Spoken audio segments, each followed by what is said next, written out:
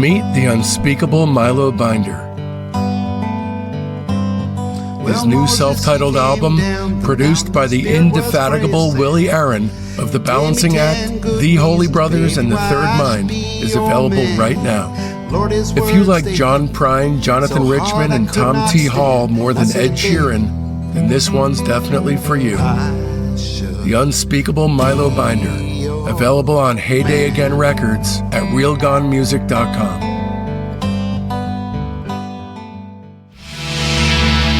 The second single from Future Prophet Records is here. Birthday Girl presents Never the Sound, available right now on Future Prophet Records. That's Future, Prophet, records.com. Order now.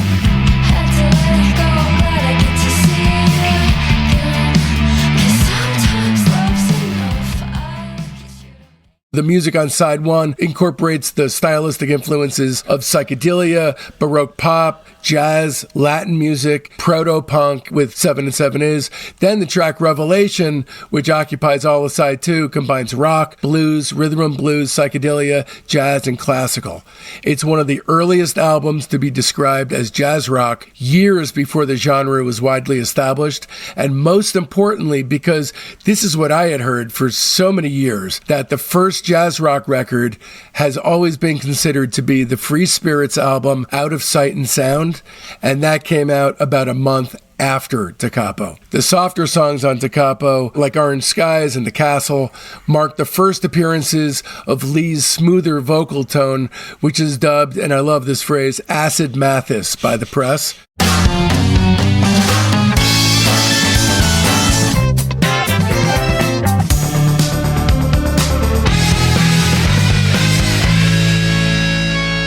Welcome to Discograffiti, the deep dive podcast for music obsessives that gives maniacs like you and me the chance to connect with a brotherhood obsessed with rating the entire discography of every single artist and band that ever mattered. I'm your host, Dave Gebroe, and when I was a kid, I thought I loved music. But no, that was only the beginning. I almost lost my life, and in the process, it made music a top priority in a way I'd thought was completely unimaginable. I quit my job, went all in on Discograffiti, and never looked back. And so, with 3 new episodes each week, you're going to gain a comprehensive knowledge of an act's history and output in the time it takes to listen to one album. Each new guest swings a hard left into an area you either had no idea you needed to know about, or know all about and can't believe you're not alone out there. And in this episode, we'll be turning our spray cans on love!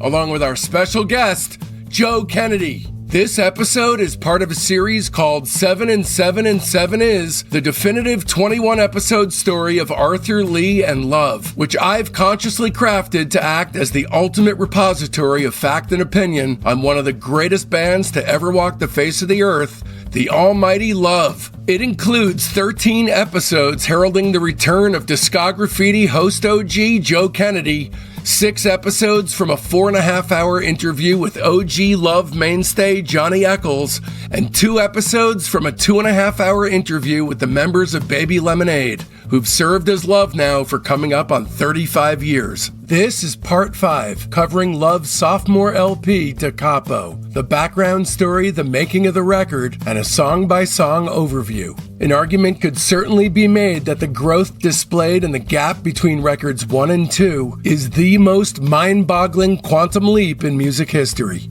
Here are just a few of the many things that Joe discusses with Discograffiti in this podcast. The making of the 7 and 7 Is single, who it was written about, and how it changed sonically from its original conception. How the Doors absolutely idolized Love, but why Arthur helping them get a deal with Elektra wound up biting his band in the ass. The initial conception of their second LP before things veered off into a whole other terrain. The great lost Arthur Lee classic that he just gave away to a rival group. The formation of the briefly lived 7-man iteration of Love. The female wedge that drove herself between Arthur Lee and Brian McLean. An examination of the largest qualitative side 1, side 2 disparity in music history, and an in-depth track-by-track deep dive on every song off Da Capo. Also, just a quick note, When I interviewed Johnny Echols, I realized that the proper way to pronounce his name was Jay Cantrelli, not TJ Cantrelli. But unfortunately, the taping of this episode had already happened, so I'll just ask you to substitute the correct pronunciation in your mind when you hear it, especially if your name is Jay Cantrelli. Coming up, we've got an incredible deep dive series on Jefferson Airplane, the Patti Smith Group's Lenny Kaye on Quicksilver Messenger Service, and Bob Mould on Sugar. So don't miss out. Open up your listening app right now and subscribe. For over 4 years now, Discograffiti's Friday episodes have been completely free, and it's been my pleasure. But for a variety of reasons, Discograffiti's now moved to the subscription-based Patreon as our primary platform. Moving forward, our public stream will feature a teaser of the Friday episode and a Tuesday teaser of the bonus episode, and that's all. But here's the good news. Only $5 a month will get you the weekly Friday podcast to which you become accustomed. That's it. It's a no-brainer at just $1 an episode. And just that little bit will be what's required to help the show survive. To sweeten the pot, you'll also get regular installments of the Discograffiti Soldiers of Sound podcast. That's Rudy Fishman's podcast within a podcast featuring our Patreon members as guests. You'll also get access to over 100 back episodes of that show. The $10 Lieutenant tier gets you all that, plus access to half of the Patreon archive.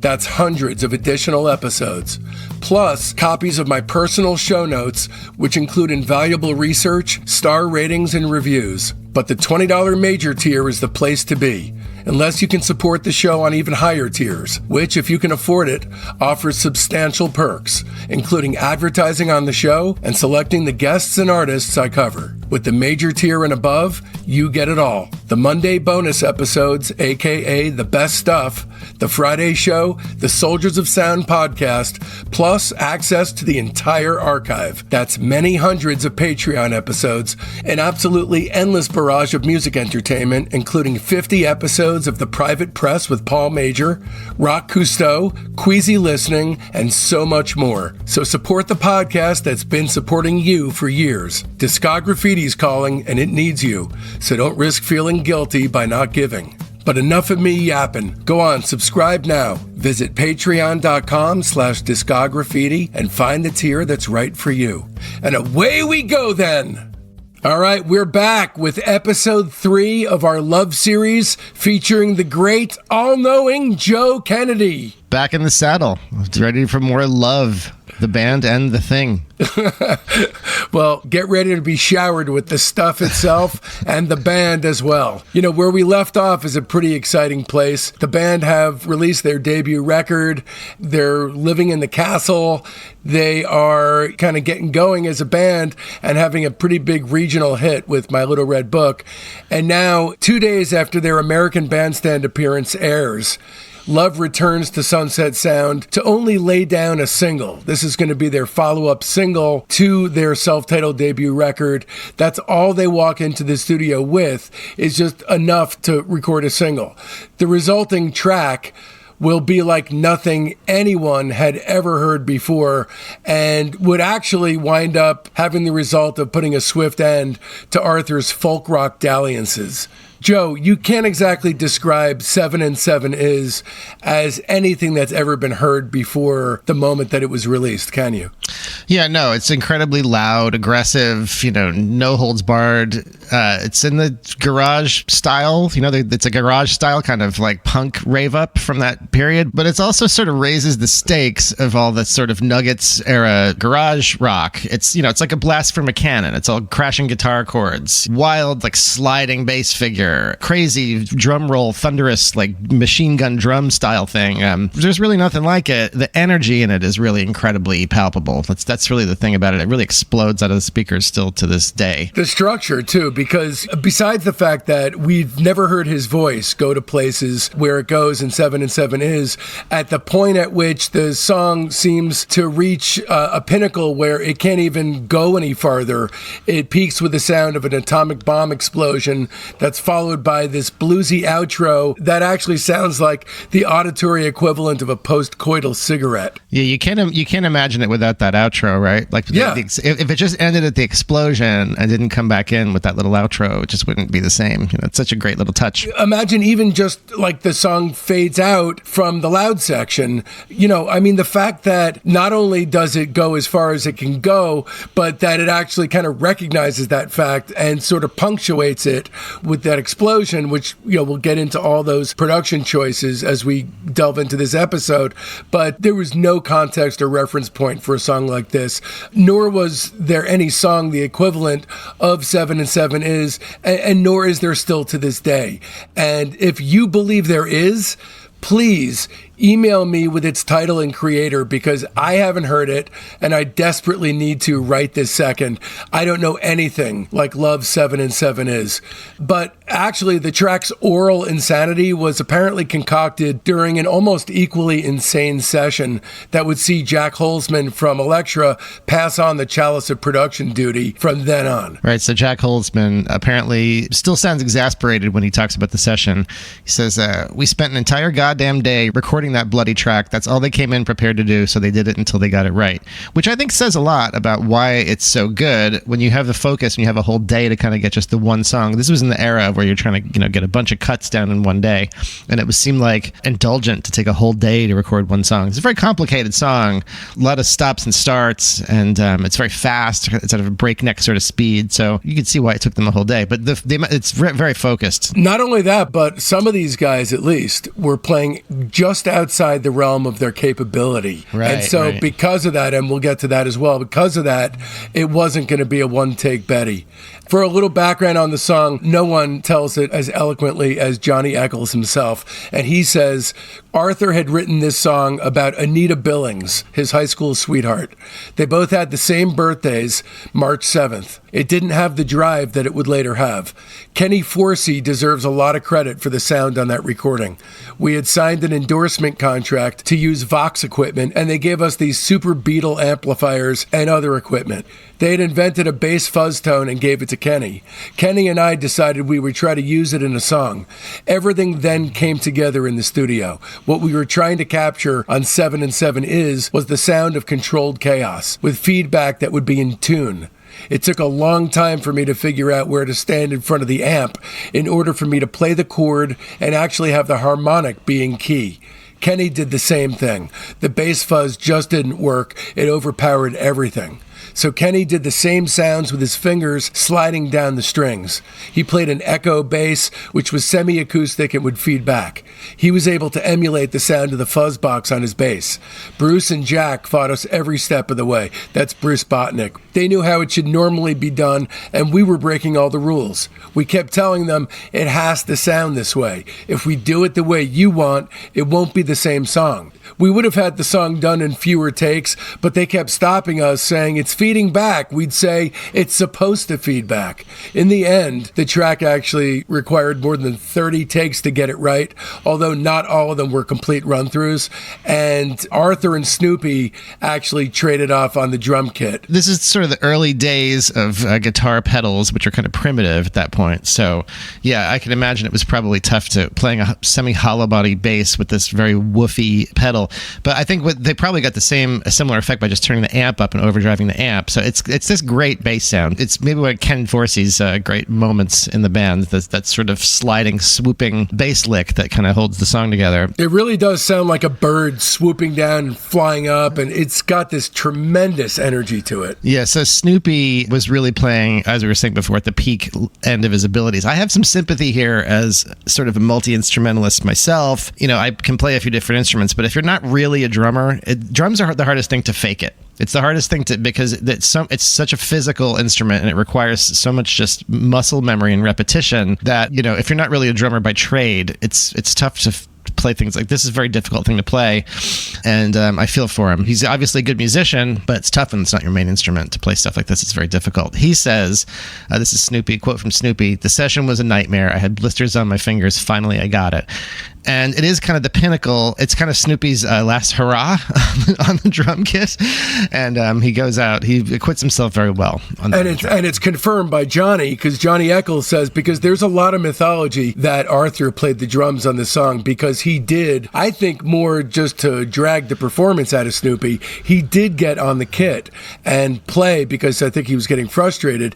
But Johnny says, quote, "That is Albin Snoopy Pfisterer, and he did a hell of a job too. It's the best he ever played." Well, as for the song's coda, the bluesy coda at the end, Johnny says, "The part at the end was a song I'd written by myself, kind of my take on Sano and Johnny's Sleepwalk, and it became a bone of contention between Arthur and me. I was playing that song and Arthur says, 'Why don't we do that?' But my name's not on it." Before he died, Arthur was supposed to straighten that out, the missing writing credit, but it never happened. And to add to the confusion, both Echols and Brian McLean have claimed to have written that coda. The love mythology is a very convoluted one, but one of the great things about the work that John Einerson did in crafting his book and interviewing as many people as he did is he straightens a lot of this stuff out. So right. Bruce Botnick, who engineered the record, said, "I put in the atomic bomb explosion sound at the end. I took it off a sound effects record. It might have been the sound of a gunshot slowed down, I'm not sure, but it was my idea."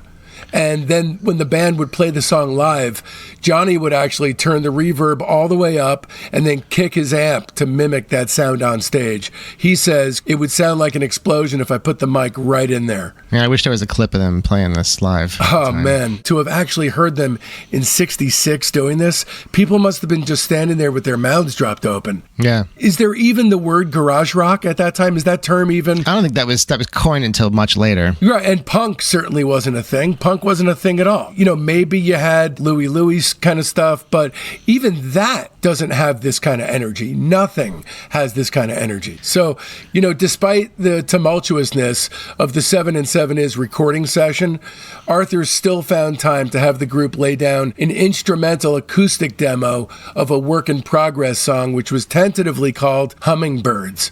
And this is very fascinating to me. Hummingbirds, right? It's on the Forever Changes right. bonus thing. And it is the opposite in feel to 7 and 7 Is. That was done, even though it's on the Forever Changes bonus disc, it actually belongs to this era. And not only that, but to this very session. And so it'll actually emerge more than a year later as the Good Humor Man. He sees everything like this on Forever Changes. But the initial demo, which features Johnny and Brian McLean on delicately picked acoustic guitars, really, as I said, is the polar opposite of 7 and 7 Is. And it was actually inspired by the similar guitar figure that was featured in Buffalo Springfield's song Nowadays Clancy Can't Even Sing. Clancy hadn't even been recorded yet, but at that time, it was at that point a mainstay of the band's live shows, and Buffalo Springfield had opened for Love at the Whiskey just prior to the 7 and 7 Is session, and the two groups had hit it off. Well, you think about at the time, Love, their arc has a very compressed sort of thing to it, right? So the years of explosive growth are from the debut album through the end of Forever Changes, pretty short period of time. This period, when they're recording 7 and 7 Is, and then they get into Da Capo, this is sort of mid-period already. This is they're at their Rubber Soul Revolver phase already. Right, and just right. in terms of the explosiveness of growth and all the different things they're trying to do in their ambition. Yeah, it's kind of like the Beatles on Fast Forward Q. Yeah, the timeline is very compressed. They do so many things, so many different kinds of things, and progress so rapidly in such a short amount of time. It's pretty amazing. All right, that about does it. To hear the full episode, just visit patreon.com/discograffiti and either subscribe as a private or higher, or just purchase it as a one-off. If you are a fan of the show, please do one of those two to help ensure Discograffiti's continued existence. Stay tuned, because next week brings upon us a very special surprise April Fool's episode, which will also, of course, allow me the perverse thrill of giving you all a terrible case of Forever Changes blue balls. Okay, here's the week up ahead. This Sunday, our weekly show within a show, the Discograffiti Soldiers of Sound podcast, drops for our Patreon's private tier. These are real people with talent and a burning fire deep inside, just like you and I. Then, come Tuesday, the major tier gets a very special treat. Tuesday's bonus episode is the 90-minute video of my Creative Flowering of Brian Wilson presentation, which I was hired to do at my local library, and which I've just been booked elsewhere to do as well. That's right, it's me in the flesh, and not just some disembodied voice. There will be a very short sneak peek running publicly for free on Tuesday morning, but the entirety of the show will only be accessible on the major tier of our Patreon. A heartfelt Discograffiti thanks goes out to my beautiful son, Mason, Joe Kennedy, Willie Aaron, Johnny Echols, Mike Randall, Rusty Squeezebox, David Green, Rudy Fishman, Becky Boyd, my mom, my dad, my incredibly loyal fans, and especially the entire Patreon community, the Soldiers of Sound. I love every last one of you, and this show would not exist without you, my friends. Speaking of friends, it's high time for some new ones. They're in our Facebook group, Discograffiti Soldiers of Sound. That's the best way to find out what's coming up on the show, but there's a hell of a lot more. You get recaps of the day in music history, the ability to pitch questions to guests, polls that put you in the driver's seat on guest and band decisions, and access to a thriving creative hub if you're looking for a collaborator. So make sure you don't miss out. You can find the link to the Discograffiti Soldiers of Sound Facebook page right there in the show notes. And if you don't mess with the Zuck, no sweat. Just email me at info@discograffiti.com and I'll keep you in the loop. So now that it's done and you want more, another way to dive even deeper into the amniotically dark and cozy psychedelic underworld of the 60s and 70s is to leap headfirst into our Spirit series. That's episodes 241 to 249, the Lenny Waronker interview, that's 244 and 245, our ongoing Graham Nash interview in which he talks about everything he's ever done, our 13-episode Moby Grape series featuring interviews with Peter Lewis, Don Stevenson, and Bob Mosley. That's episodes 208 to 214.